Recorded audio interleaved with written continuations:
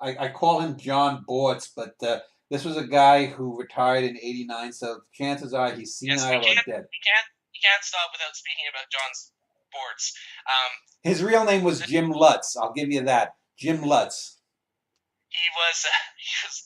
This is why grocery stores often make for great fodder for characters, because here was someone who he probably doesn't have any depth to him, but he has so many humorous situations that fall out.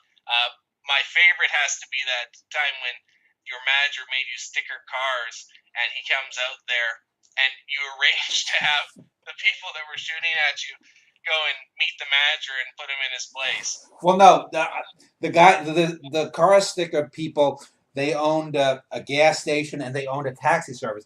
The ones that shot at me were once the taxi service folded, it became a Chinese restaurant, and I was out cleaning. I was out cleaning one morning the parking lot, and I saw these guys pull up in a car.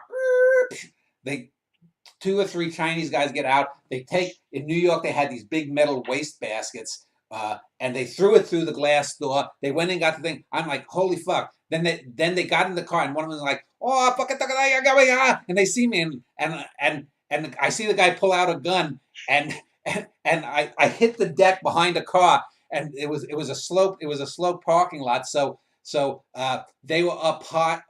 Well, they were up. Well, it was sloped one way or the other, so the bullet went over me. And fortunately, they were more concerned with getting away than finishing me off. So it missed me, and I'm like, holy fuck! And so the alarm is blaring. I'm banging on the door, saying, "Let me the fuck in here!" And but that actually didn't involve Jim Lutz.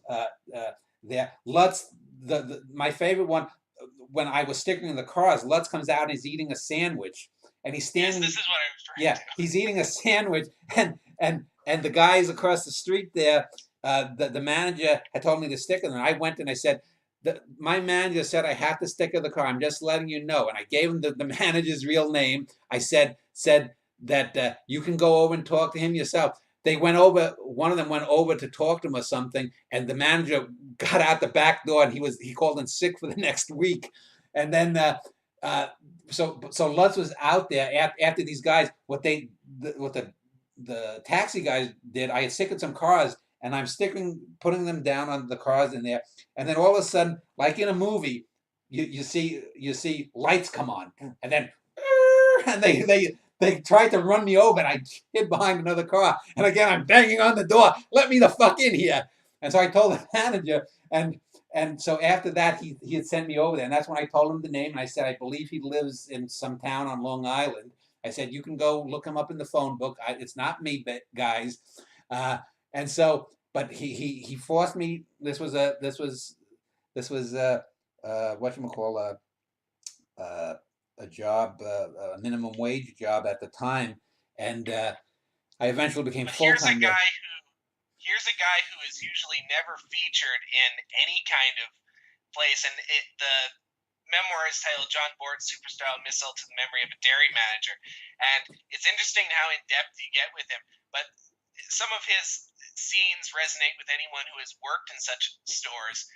Him, there's always that one guy who is so defiant over to the rest of the managers, and there's always an asshole manager. Well, yeah, but But to go and eat things in front of the head honchos, yeah, just as a way to and then there's a diss time Viola. he had a young guy who was just as misanthropic as him, who was a few years older than me.